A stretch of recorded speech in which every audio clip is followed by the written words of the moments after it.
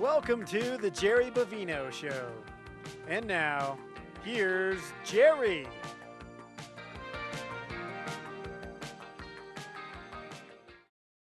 Jerry Bovino. We're back with the Smuggler, Swindle, an amazing show with a person well known to Aspen, but now a refugee from Aspen, Tulasi Wilkinson. Hello. Tulasi, welcome back to Aspen. Thank you. And to Grassroots Television. Thank you. You had some fond memories of Aspen before the world turned on you like bad milk.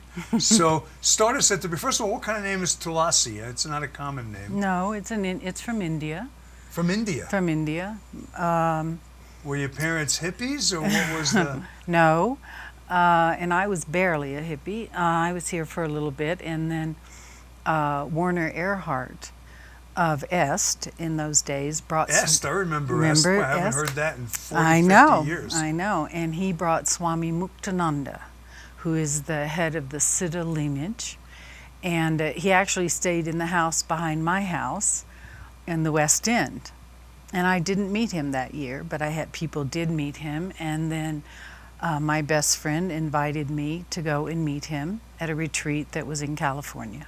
Okay. And that was beginning of my spiritual path. Were you born in Aspen? No, I came to life in Aspen a little we bit, all you did. know. It was a slow death everywhere else. Where were you born? I was born in North Hollywood, California. Okay. And then moved to, we went to New Mexico, but my parents were many generations in Texas. And so I went back there, and for most of my childhood, El Paso and then Central Texas. So what brought you to Aspen? When did you come to Aspen? When did I came to Aspen? The Strong family from here, two of their younger people had come down to where I lived in Texas, and that winter, my senior year, they invited me to come up. And my father had died 2 years before, and my mother thought it would be a great idea. So I came up my senior year in high school. What year was that? Oh, 70. Okay. And 69, 70. And then went back, and of course nothing compared then. Nothing does Nothing compare. compared to the mountains. I felt like I had fallen into a little bit of heaven, a lot of heaven. And the next year went down to Houston, tried to go to a junior college down there, and 3 weeks, and I said, this is a waste of my time. Got in my little Volkswagen Bug and drove back to Aspen. You actually had a Volkswagen bus, I had huh? a bug. Oh, I had bug. a bug. I had You a had little a real bug. which is almost even And came de over. rigueur for the moment. Came over Independence Pass. Came right? over Independence Pass. I think I was the last car over before they closed it for the winter. And so how long were you here before you met Wilk? Okay. I was here, let's see, 70. Met him in 77. Okay, Met so you were here him. a long time before you met Wilk. I had just come back from India, and But was Tulasi your him. given name, or you no, adopted it? no. In those days, you know, it was kind of auspicious and nice. Your guru, my guru, and these are fully realized beings. It's not a strange path. It's a fabulous path. Gave us names, spiritual Okay, so names. he gave you Tulasi. What yeah. was your given name? Jill. Jill. Jill. You're a Jill. You Little became Jill a Ann Tulasi. from Texas. I think it's great that you can pick your own name. Well, you know, I've always been that, and it never. When I think of Jill, I think of a little 10-year-old. You know. Well, you know, it's funny because I had a girl on my show a couple of years ago, and her name is Numa. Numa, P-N-E-U-M-A, like air. And that's an unusual name. So I gave it to myself. Yeah. Yeah, why not? Okay, so you met. You were here for 6 years. What were you doing here for 6 years? Well, little things like people do. I was finding myself. Bought my first pair of hiking boots. Thought I was Heidi of the mountains. Learned how to Nordic ski a little bit. Never much of a downhiller. Didn't have that talent really. You were Jill of the mountains, at least. I was. And I was you Jill were of in the those mountain. days, because I remember I got here in 72 or 73. It was like a different kind of place. Oh, Aspen. it was wonderful. And there were Unbelievable. so many Europeans, and you just, no, it felt like. It had good energy. Yeah, it had always- great energy. Actually, it still has good energy. If But you it's can a find different it, you have to energy. find it. Yeah, you have to, Yeah. it still has good energy. No, it so has good let's. energy. So now you met Wilk. Did you get married to Wilk? Yes. Yeah. Okay. Yes. Nowadays, everybody doesn't get married, so Yeah. you have to ask Well, that. we did, and How did you meet Wilk? What was the circumstance? he was, a filmmaker and a photographer. And a geologist. And a you said geologist. also. Well, he was first a geologist. He was a smart guy, Wilk. He was I would call him brilliant in many ways. He could put it together quite well, and there wasn't anything he wouldn't do. He taught me how to bake bread. This was a true Renaissance do a man. lot He of could do it stuff. all. He built our homes by himself from scratch, with me driving the trucks and helping put the post in. And no, he was Wilk never sat down for very long. So he was sort of an old Aspen He kind of industrious miner guy. Almost. He had that side of him, and he had this very refined, beautiful, artistic side. His films, he did a lot of documentaries. His photography was beautiful. He worked for Ski Magazine, did a lot of ski photography. He was a fabulous skier, raced with, I don't know but at that same time he knew Schranz and Keeley and was on the European circuit. Wow. A little bit. Not. I see why you liked him. He You was know, a colorful guy. He was a colorful guy, and he was a lovely man, a And very then- good-hearted man. When you met him, though, he wasn't involved with the Smuggler mine at all. No. That came much later. That was in the mid '80s Okay. that happened. So, he found out about But you met that. him in '77. Yes. Okay. So here's what we're going to do. We've got an amazing story to tell you. The Smuggler Swindle. Tulasi and her husband Wilk own the Smuggler mine. The Feel like- mountain, not the mine, but the well, mountain, the land. Smuggler land. Land, yeah. And they, Wilk has passed on. We'll talk about that. But Tulasi feels like she was treated terribly by the politicians here in Aspen, who basically stole the value in her holdings. And we're going to get into that. We're going to hear her story. She's like on the verge of being homeless now. Is that No, we are inaccurate? homeless. We are homeless, okay? We've been homeless for 5 So, years. and from the story you're going to hear, our town did not help the Wilkinsons when they needed it and did not treat them fairly.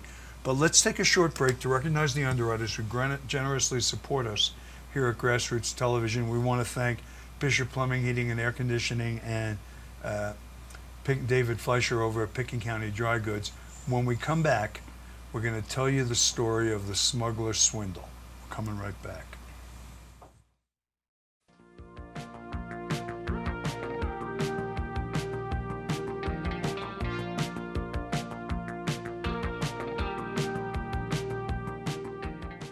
Bishop Plumbing and Air Conditioning, serving Aspen and Vale for over 40 years.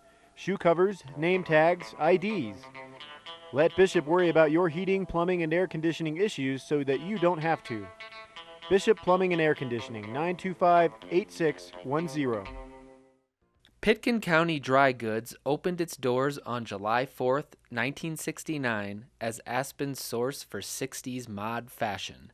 Joining the sophisticated with the informal, Pitkin County Dry Goods offers an eclectic mix of creative boutique designers and wearable fashion basics. Aspen's oldest clothing retailer, Pitkin County Dry Goods, continues to deliver renowned customer service and innovative style to a loyal local and international clientele. Pitkin County Dry Goods. You can reach them at 520 East Cooper Ave or give them a call at 970-925-1681.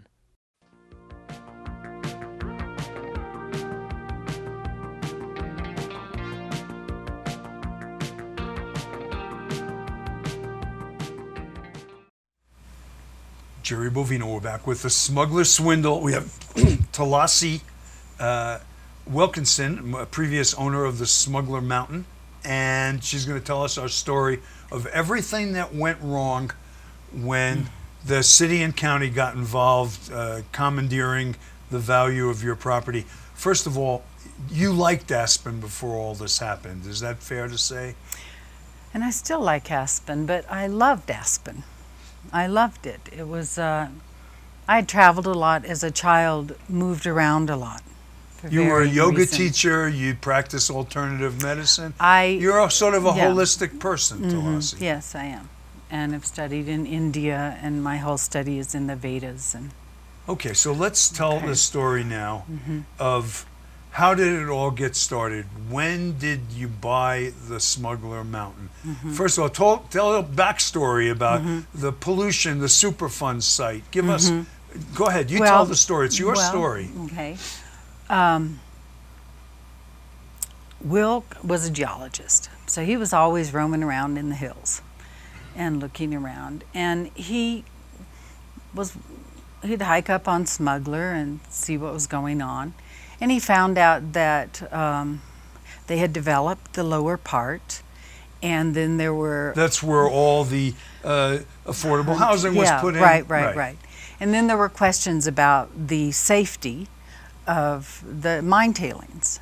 Because mine tailings historically are filled with the chemicals that are used to extract the silver and gold. Right. Arsenic, is a classic one. I'm not an expert on this. I'm not either. But I know that there are heavy metals and things that are used in the extraction process. Right. And so mine tailings are not the safest, most ecological place to build a house. No. And that's why some of it was mitigated, I think, with covering, and a lot of covering was done down on the bottom. But Wilk, being a geologist, he tested it all. He went up and he got samples and he sent everything off day after day after day. To laboratories to test for the level and the type of pollution. To see what was up on the rest of the land, because he had been in touch with the owners in California. And I don't remember all these names, but that was know. The Smuggler Mountain, but not the Smuggler Mine itself. No. Who owns the Smuggler Mine? I don't know who owns it now. Someone owns it still. Somebody owns that, but that was not a part of our land. But the Smuggler Mine at one time was the biggest silver producing mine in the world. In the world. And Wilk knew all about, of course, the minerals. He had studied the history of the Smuggler Mine, and that huge silver nugget came out of the Smuggler Mine. Yes, he was very well educated. He educated himself on what was here, and he just had a love for geology and history. Who owned Smuggler Mountain when Wilk found it? Okay, I'm going to, not be able to say the name right now. There were people in California. You would know the name. But anyway, people know that. But it was probably considered a liability because of the pollution. That's how we were able to get into it. When Wilk did the testing, then they didn't want the land anymore. And Wilk thought, well, this is a great opportunity. This is a way for us to be able to have land and to build a home for his family. And what year was that? This was in the mid-'80s. It started 85, 86. I just remember it really got heated up when my son was 10, and that would have been 89. Your son is Jada? Jaya. Say hello to him. Hi, Jaya. Hi, Jada. Wherever you are. Okay, so in the mid-'80s, Wilk saw an opportunity here to have a place in Aspen to build a house. And we made the deal. You purchased the land from, it must have still been quite a bit of money. How did you get the money? It was, but it wasn't an astrological amount of money. It was, how we did it, because we had no money. The copper top house, they refer to it as the copper top house. That's, I think, the Loud's house, isn't it?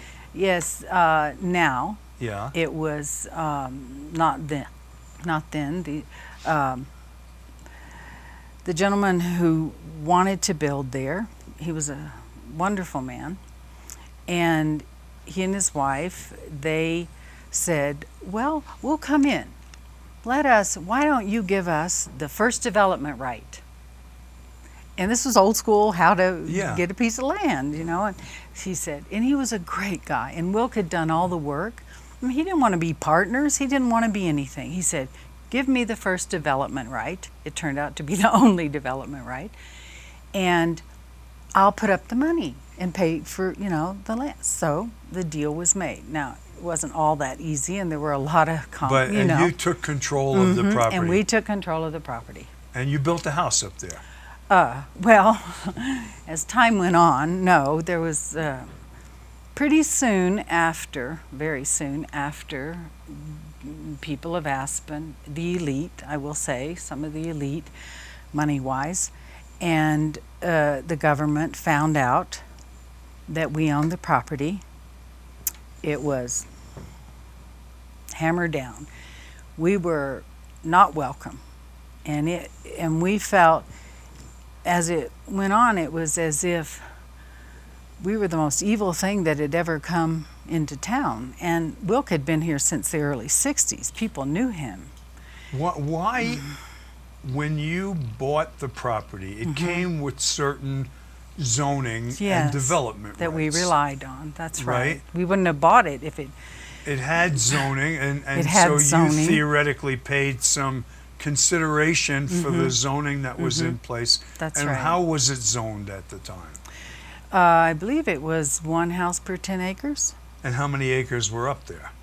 It's around 240, 200. So 240 acres. Don't hold me to all of this. So theoretically, in the basic zoning, you could have built 24 Yes. houses up there, which would make it a very valuable piece of property. It was very Was it valuable. contaminated at the time, or No. was it? It had been already. We had cleaned up? already had it cleaned. We had it.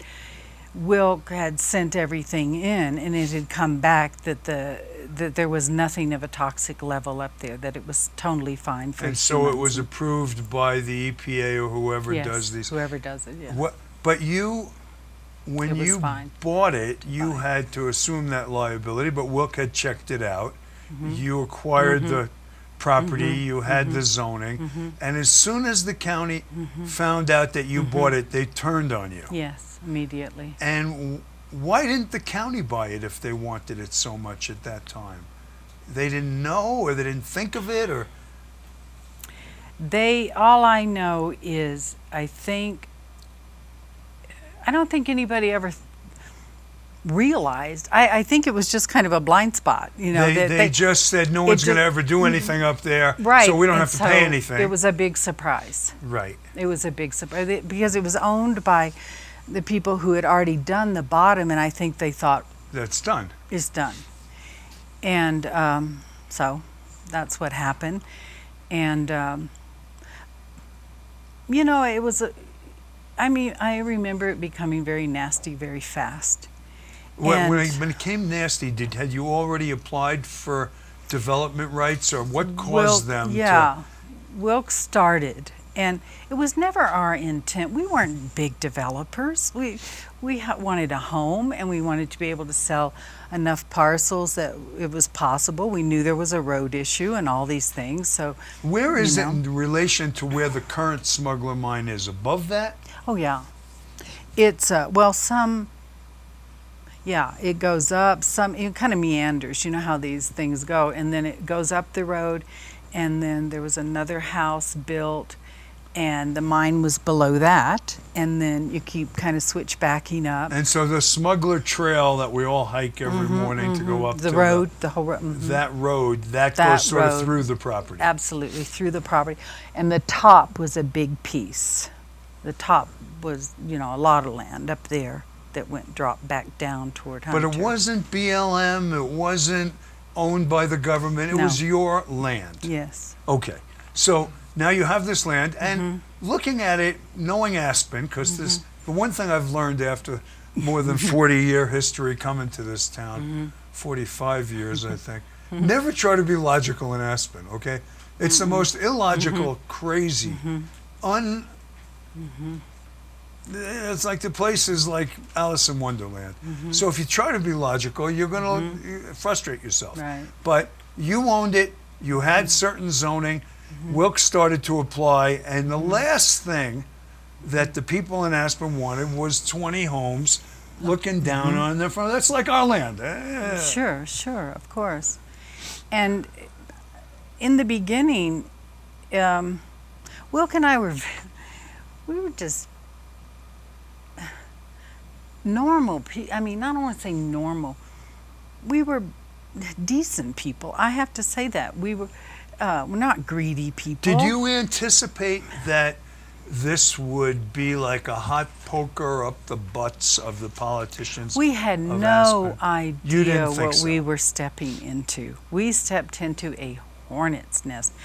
We, for the first time, saw a different side of Aspen, which nobody sees unless they, at some point, have to stand up with government to, when nobody sees it. So instead of just trying to they use the power, it's fair to say, that they use the power of government to wear you down and destroy you. Well, it was a classic abuse of power. A classic but abuse governments of power do that, and that's all one of the time. reasons that people like Thomas Jefferson thought we shouldn't give too much power to government, because it's not that they're inherently bad, but once they get the power, they can misuse it. And it's all over the world, as we know. Right, it's not just an Aspen phenomenon. And now, I think during the times we're in, people are hearing this more often. And I think Americans are basically a lot of times shocked. And, well... It's like the scene in Casablanca. There's gambling in here. I'm shocked. I know. Well, it is, I mean, yeah, it's nice to think that everything's wonderful. And it was comforting to grow up in America, thinking you were safe. But there was always so much going on behind the scenes. And I think now we're seeing more and more of that. But here, so they us... painted one of their techniques, yes. which is interesting because it's in current day parlance, we see this in Washington, D.C. They painted Wilk as not some intelligent geologist who found an opportunity on zoned land. They painted him as the crazy man on the mountain. And we were their community. We were their people. That's what was so shocking. I mean, Wilk had been You here. weren't outsiders We weren't who came to Aspen. outsiders. Like, for instance, we have a developer here whose name is Mark Hunt. He's been I know, successful. yes. He's bought all kinds of properties. Some people love the guy. I don't know. Some of the locals think he's sort of overstepping. But he came from out of town. He showed up. And the next day he's buying things. I don't blame the guy. He's trying to make a living. But you were local Aspen people who found an opportunity. And in the process, everybody blamed you for the fact that the county wasn't smart enough to ever acquire that property. They should have been blaming the politicians. And I think the most shocking thing for me was that they never cared who we were. They had to alienate, they had to dislike us greatly in order to do what they did. And tell us what they did. Explain what happened. God, there was so much. Well, tell us the story. Okay. You lived it. Yes, I lived it. Well, it started, of course, there was continual downzoning. During the time you owned it. It wasn't like you sold it. No, it was and they downzoned it to the next guy. And as I look back, and as we look back on it, we saw that truly they never had any intention of letting us do anything up there. Ever. And it was just a way to devalue it continually over those 18 years. 18 years. 18 years of meetings. We went bankrupt. You can imagine. Oh, nobody understands that when you they spent paid millions of dollars in legal fees. Oh, yeah, and who borrowed represented you? money. Local attorneys, and people in Denver? It was Denver. It was local for me.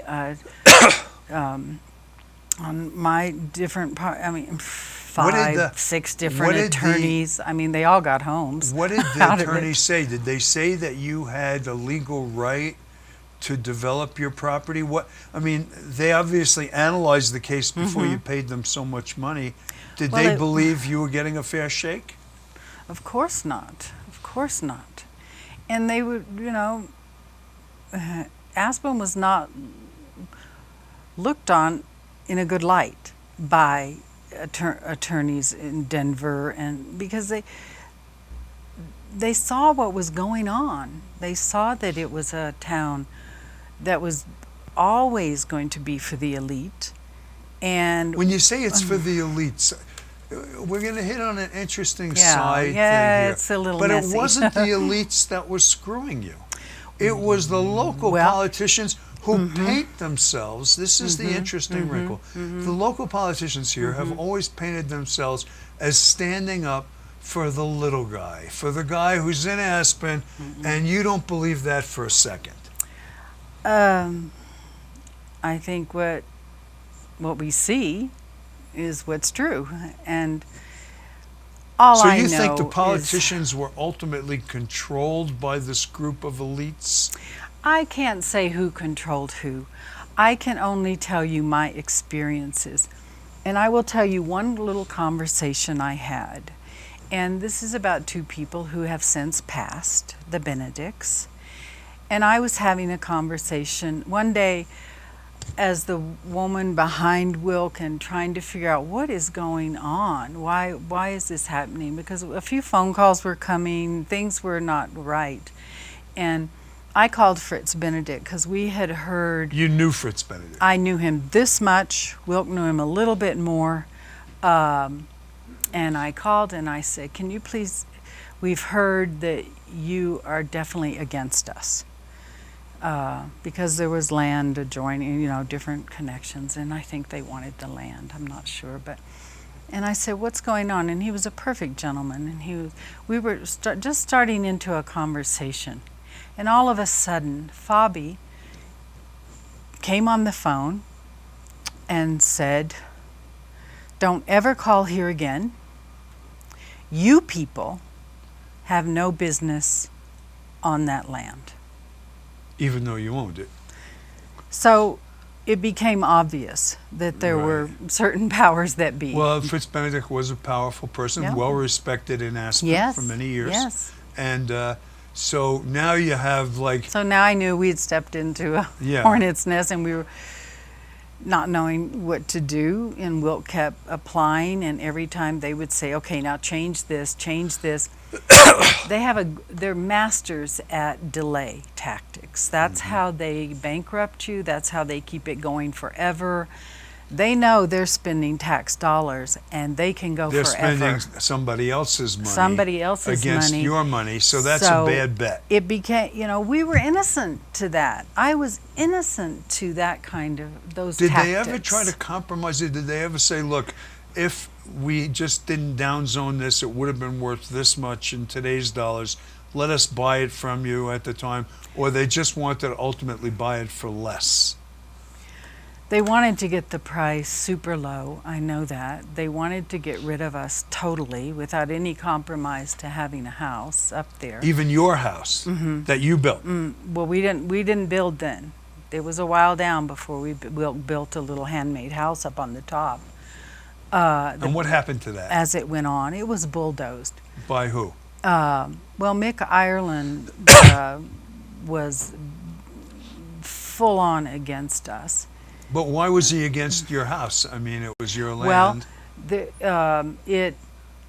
it was, I believe, 5 inches too high, and my understanding is that the judge at the time had asked the county to mitigate this problem with us.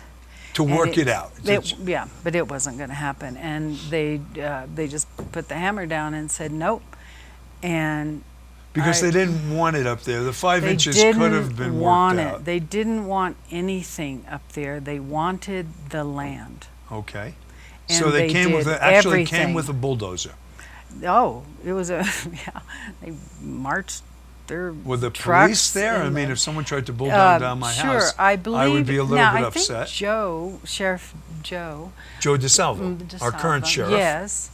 Well, he wasn't sheriff was, then. No, but I think he told me he was up there. He told me one day, not long back, that he has photographs of that teardown, and but it was Browdis, and we were always. I like sheriffs. I grew It up in seems like Texas. Bob Browdis where, would have felt bad about that. I don't think that's. I real. think they a lot of people felt bad about it.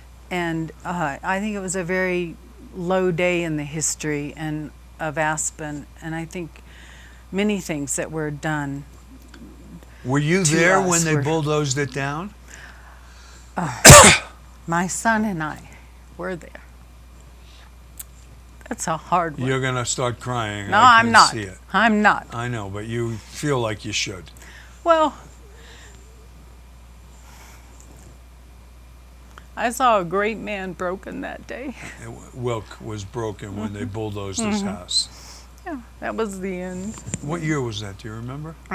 I can't even remember. It was toward the end. It must have been in the 90s. Yeah. It was in the And so at end that of point, it. did the county, then you've spent a fortune of money on legal fees. and everything And- else, because we had to borrow. You don't get into something like that and then you're going, okay, I have to fight for my land. Wilk had principles, Right, he but also believed I in know it's like land. Vietnam. You send in a few observers, and the next thing you know, you have 500,000 troops in there, Yeah. and it happens so quickly. Yeah. And you want to get out of it. By now, you're You're totally in it, sucked and you in. don't yeah. know what to do, and you just everything in you that's American, because you've been raised in this land where you've learned to trust government, and then all of a Yeah, sudden the you realize Native Americans tried that one. It didn't. I know. It didn't work out and well it for didn't. them. It didn't. Trust us. We'll I put have you a little on a red reservation. blood. I know, but Yeah. no, it was a horrible time. They came up, and Wilk had. Here's one thing about it that's so interesting to me is during this time of all this money coming into Aspen and all these super homes being built. I mean, we were limited to 1,000 square feet. Now you can buy any square footage you want, I guess. I don't know what's Well, you going can buy on. TDRs and Yeah, certain and all that, and properties, da da da yes. da. And but it was, Wilk would go out, and there were so many homes being torn down to build new homes. So he'd take his big old truck, and he'd go and he'd recycle. He'd get the windows and the wood, recycle everything into the one that he and the built. house was completely made of recycled material. It was what you think. It's what you're supposed to be doing, right? Yeah. No And it good was a deed goes and it- unpunished, Tulasi. You know that. I know. So, all right, so now wait a minute. So So- now they bulled down your house. Yeah. Now you still own the property. Ultimately, Wilk, This was years into it, of course. this is years into Years it. and Your years. son was bullied in school. Tell us what happened there. Well, yeah, it was quite a sad thing. He was always a beautiful child, a sensitive child. He was a vegetarian by choice, and he was teased a little for that. But it was made that a lot of adults in this community believed all of the smear campaign that was against us, against Wilk particularly. They would have been, in fairness, they would have been against anybody who owned that property, guess. because they say, well, it's like our property. You bought it, but that's not I our property. guess. I don't think everybody felt that way, but enough, I guess. I never really understood it because we had some nice plans. We were community minded. We wanted to contribute to the community. We had ideas that maybe there could be ways to, make it a nice little small community that people could That Aspen could be proud of. But anyway, Yeah, but anyway, they didn't want it. they didn't want it. Your son, they painted Wilk as this sort of crazy man, to be honest. Yeah, And so I he sort of was- remember that because it was in the papers every day It at was the time. horrible, yeah. And then your son was he alienated at school, or what happened? Oh, they said horrible things to him, and by middle school, we took him out and did homeschooling. It became too much. So what happened ultimately? Now, Wilk had a brain tumor and died. But had you sold the land to the county before that? No. You hadn't. So at this point, you're losing resources, including the prime mover. Yeah. Tell us about Wilk's illness. How did you know that he had a brain tumor? What happened? Well, he had gone to be in L.A. We had divorced at some point. It was just all too much, and he always protected me and Do you Jaya. think the Smuggler swindle precipitated your divorce, or was at least a part of it? Well, The stress. sure, some of it. And Wilk and I were great friends, and we were always great friends. After our divorce, we were great friends. It was fine that way. It was very hard on Jaya. So Wilk made sure in the summers Jaya and I left. We went to the ashram in New York, and then we kind of stayed in the background. And but Wilk, after he left here, he was living in L.A. trying to pick up pieces of his life. And then we don't know how far back, maybe it just started developing. He had had Lyme disease at one point. And anyway, I remember talking to him on the phone, and something wasn't right. And it developed rather quickly. It was the very fast. Was it a glioblastoma, do you know? Yeah. Yes. Which is basically a really bad tumor. It's as bad as you could get. And, So then after Wilk died, now were you still part owner in the mine at that point? Well, what happened? Not the mine, the mountain. Yeah, what happened was when he was diagnosed, and he lived for about 18 months and had a surgery in L.A., first surgery, and then he went to Germany. And but during that time, the deal started being made. With the county? Yes. And I mean, it was a bit heart-sickening, totally, because they came in with, one-third, their offer of one-third the value of the land. Okay. Why 1/3? Oh, 1/3 of what it was really worth. Yeah. After it had already been devalued for all those Okay. years. And, there was no choice. Wilk had to. So you felt like they had so much power that they could basically pay you whatever they wanted, because otherwise you're still stuck. Well, we had massive debts at that point, massive debts. And they made it, they made a big story in the paper, that we got, 13, 15 million, something like Yeah, that. I saw so that. everybody looked at us and Thought you were rich. oh, great, And they didn't know one attorney got $5 million after all his years in it. And then we had so much debt, and it just went on, and we both got enough that Wilk got to live out his life. His big thrill was he got to get a new car. And Jaya, I was critically ill with Lyme disease You at said that you time. went down to 70 pounds? Tell us about the Lyme disease. Where did Well- you contract it, do you think? Well, Colorado, probably. I was over in Crawford. Crawford? I'd gone over there for a summer. Do you remember tick bites or anything? Or? No, because Lyme disease is in 5 different microbials. I know all about it now. I've studied it, but and some of them are pinhead size, and they don't leave a mark, and it can come from any time. I'm trying to remember. It's a rickettsial disease, isn't it? Well, it's microbials Yeah. going into the cell and exploding. And so it's hard to diagnose frequently if you don't have the initial I was never red diagnosed. target spot. No, I was But you critically ill went down to 70 pounds. Well, I was critically ill and horrendous pain for a total of 18 months, coming out in the middle for a little bit of time. So they And then gave how me... did you get on antibiotics? How did you get cured? No, what happened was they gave me 3 months to live. I was in Texas for a little bit, and in and out of hospitals, and up here in and out of Aspen Valley.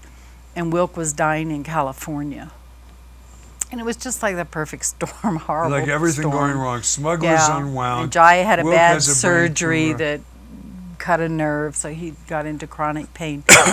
But the doctors, would say that, it just, it's not totally to blame at all, but doing a battle like that with government, you don't have much. It takes so much from you. and then, you know, the body can only handle so much. But when you called me about this story, and Yes. you're living in Gunnison now. Well, not living.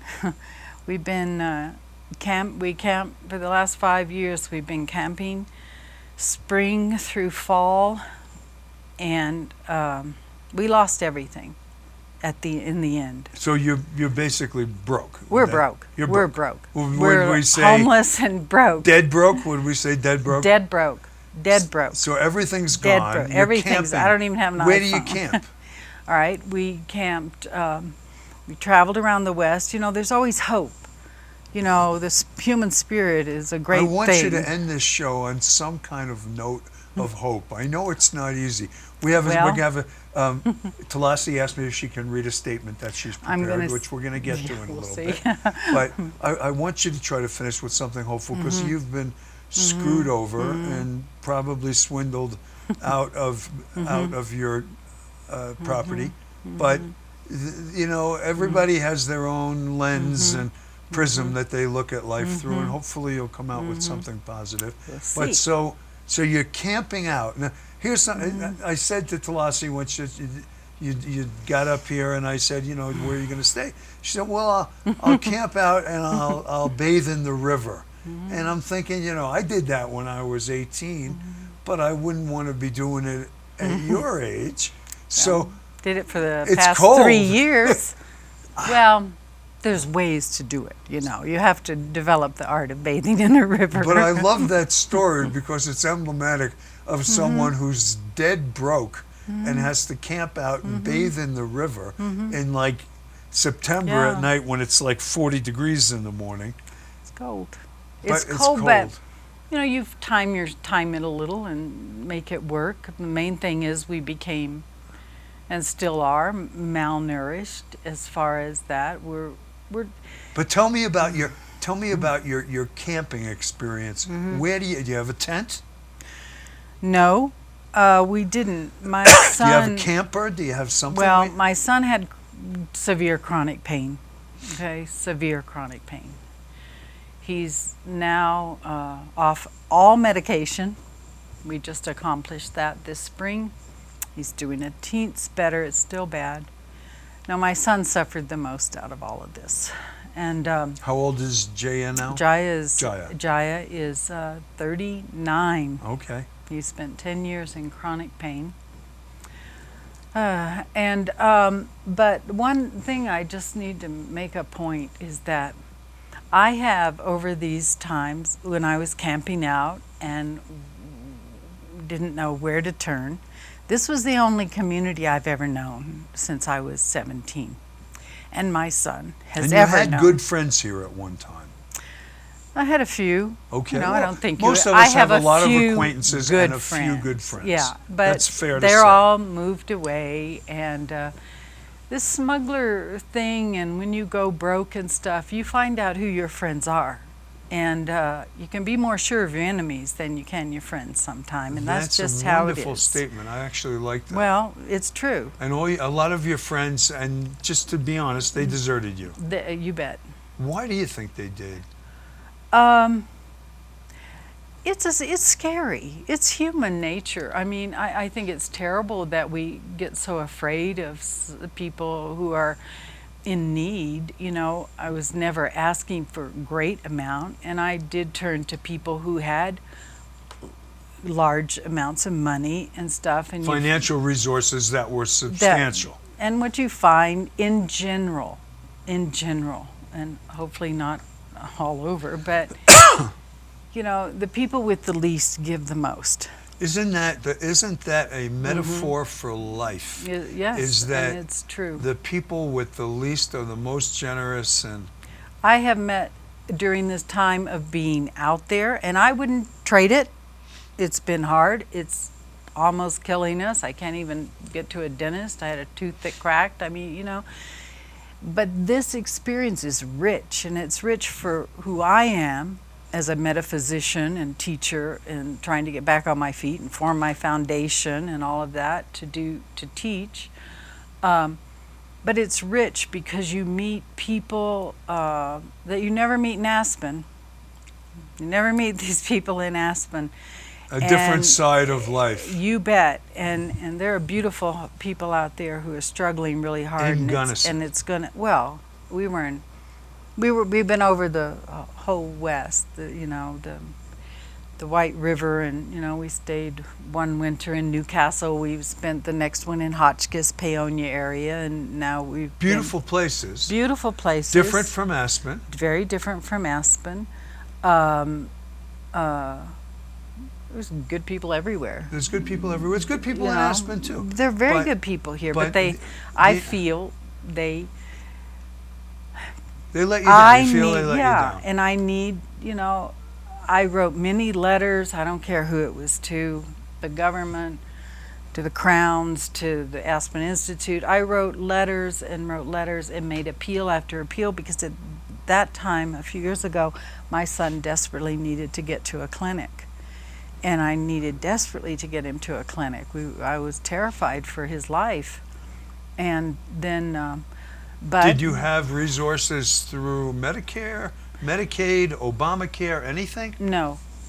During the whole battle, everything went into the battle. We were never insured. You're in a fight. You're in a fight. And so then Health and Human Services, somebody called about us at one point because they knew things weren't right and we weren't eating right.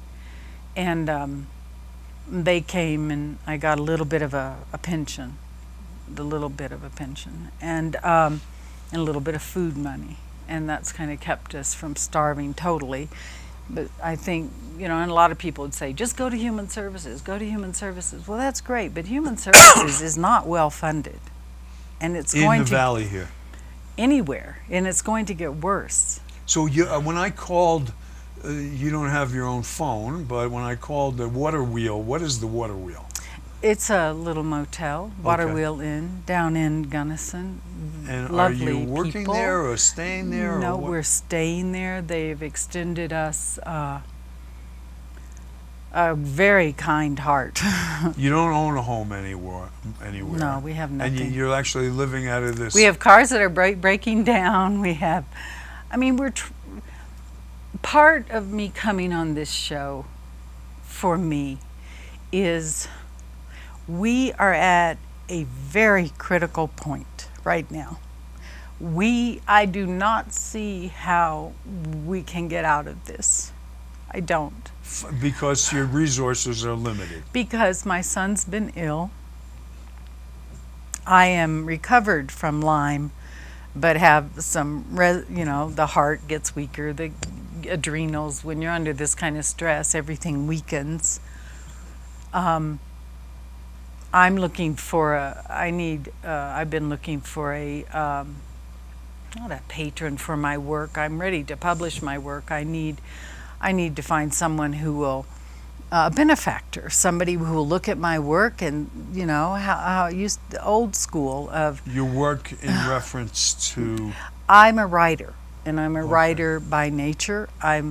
They would call me, and it sounds kind of out there, but it's, if you say a mystical writer, it just means somebody who has, in the spiritual world, I was kind of born that way, and you don't have a problem writing. It just comes and it comes and it comes, and it's information that I write about. So and nobody on has my reached path. out, the way I understand it, Tulasi, nobody from the community, your ex-friends, anybody in government has reached out to try to help you after you've been through this 18-year ordeal. No. And you're bankrupt right now, you're broke, you're living in like day-to-day with minimal resources. What would you like to see happen now? What if you could like wake up tomorrow and there'd be a unicorn with rainbows, how would you like to see your life change? Well, my mom said, don't ever toot your own horn, but I have to toot my own horn just a little bit. Yeah, but my wife's grandmother always said, if you don't tell people how good you are, how are they going to know? How are they going to know? Thank you very much for that, because, I was raised properly. You don't do that. But I've studied many years. I've spent much time in India. I've spent time with great beings, and that was just who I am. And my work is good. It's good. I know it is. I don't even know. When I read it, I'm always, oh, wow, that's interesting. I don't remember writing it, but I want to do seminars. I want to help as many as I can. We're in hard times now. And a lot of people are in hard times. Yeah. That's what people don't understand. Our lot of economy is people. booming. People are getting jobs. But there's a side of the world that's not New York, it's not San Francisco, and it's not Aspen. And it's called the United States of America. And some people, not all, but some, still need help. And it's going to get worse, in my opinion. It is. We're in a time where this age, Vedically, this age is a very challenging time. And I want to, my dream is that I want to have a foundation. And it's about pure knowledge. It's just, I don't deal with any religions. I include all religions in City Yoga. It's all religions in my path, on my path. And I want to publish my work. We were planning on going to India. If we could get Jaya to a clinic there, I could publish easily. But who there. can help you? Like if someone in Aspen watches this show. If somebody watches this show and you have resources, maybe you are involved in publishing, maybe you have excess money and you would be interested in what I have to offer. I've always wanted, you have a story that's a very compelling story. I have that story, and I have, this is a part of my life. It's not my life.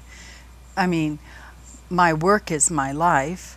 But right now, we need help. We need help. My son and I desperately need help. What would you say your story has taught you about life or human nature, or when you look back at this and what's happened to you, what do you think you learned from it as a person? From the homeless time, Yeah, or the whole struggle? Talk about the homeless time, because it's The like the homeless Trading time, Places right. in the Eddie Yeah, Murphy movie. right. Well, I was always a mountain girl, so going homeless and camping for the first 2 years was, this is good, Fun, and Jaya had been in chronic pain, and I said the best thing for him is let's get out here and because a lot of bathe us have in the this river Robinson and Crusoe fantasy. We're going to go out in a tent and Thoreau on Walden Pond, and there's something appealing about it until you actually have to do it. Until you do when it. you have to do it, it's not that great. Now, when we were doing it, we were up Castle Creek, and the little community up there, they knew us, It was like, yeah. nobody ever offered help, and that's okay, but we did our thing. And Jaya got a little stronger. He was still very ill. So, I'm happy. I'm out in the mountains. I go on a little hike with my dog. So you've maintained your equanimity through this. Until the last year and a half. It got hard. You want to read a statement? You prepared a statement. Well, I did, and I'm not sure, but whatever you want to say. I have so many statements. Look at this. This is all my writings, and it's but like we my need security something that's blanket. Like in 2 minutes No, or 3 minutes. no, this is Do you just. have anything you want to say? What I want to say is. Talk to the Yeah, viewers. There are going to be a lot of people watching this. I'm just going to in Aspen, in Glenwood, in Carbondale, and on the internet, around the world. Talk to them for a minute. Tell them what you think. I think that we all want to work and trust our governments, and we know we can't always. But right now, my son and I are in a situation where we're in one of the wealthiest towns in the world, perhaps. Maybe per the capita. wealthiest. Yeah, okay. And if, like I say, if you would meet with me,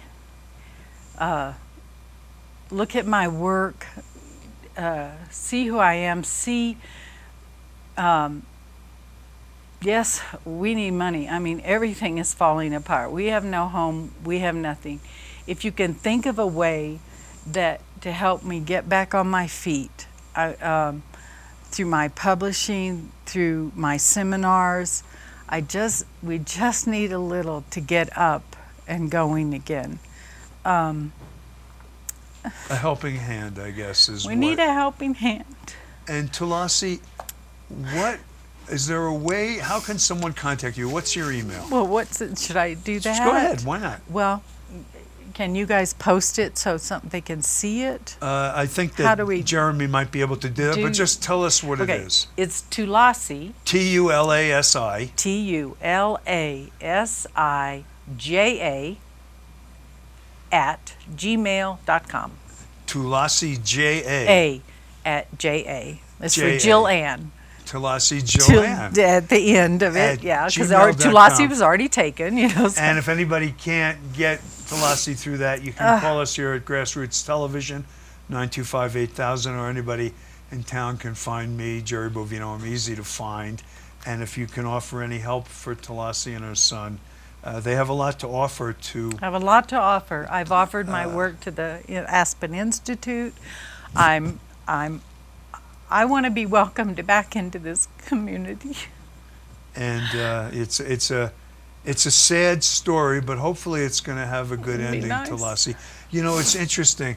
We all are fearful that we're going to wind up in your position, where our life was pretty normal with friends and family and a place to live. Yeah. And the next minute you're homeless. It can go. And but I could help people. But you're not like an uneducated, drug addict, homeless person. No. Who you're basically a person whose life circumstances have turned against them. And the truth of it is, when I hear this story, I say, there, but for the grace of God, go I, because it could happen to anybody. And I want to say, I have asked repeatedly and had meetings with John Ely and Cindy Huban, and the commissioners know, and I have asked for recompense from them to help us. Yeah, asking for the government for help didn't work out so well for the Native Americans, that's why I'm turning to the maybe people somebody, of we this may have town. a viewer who has the ability to get anywhere in involved the world. She's a very nice lady, Tulasi. So I want to thank you for tuning in. You've heard the story of the smuggler swindle, which turned an ordinary citizen into a homeless person in the blink of 18 years. And it's a sad story. I'm sure that our politicians would have a different perspective, but you've heard Tulasi's, and I want to thank you for tuning in, and we will see you next week.